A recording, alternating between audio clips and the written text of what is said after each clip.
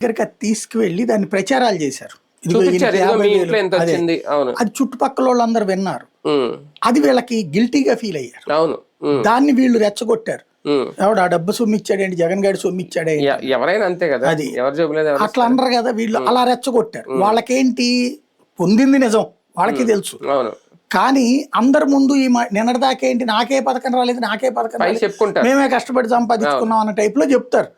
ఎప్పుడైతే ఇట్లానే ప్రతి ఒక్కళ్ళ ఇంటి దగ్గరికి ఎంత వచ్చిందో లెక్కతో ఈవెన్ కొంతమంది అయితే 5 లక్షలు 4 లక్షల రూపాయల బెనిఫిట్స్ కూడా పొందారు అన్నటువంటి సోషల్ మీడియాలో కూడా వైరల్ అయ్యింది.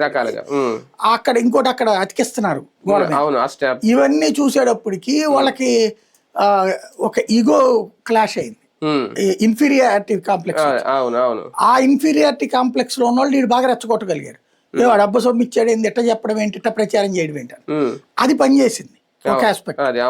రెండవది వచ్చేటప్పటికి ఈ పథకాలకు సంబంధించినటువంటిది ఏది వాలంటీర్లే చేశారన్నటువంటి ఫీలింగు, మాకు ఆ పేరు రాలేదు, మేము వెళ్తే మమ్మల్ని ఎవడు పట్టించుకోవట్లేదు అన్న కార్యకర్త ఫీలింగు, కార్యకర్తలు పనిచేయకపోవడం అన్నటువంటిది పనిచేసింది.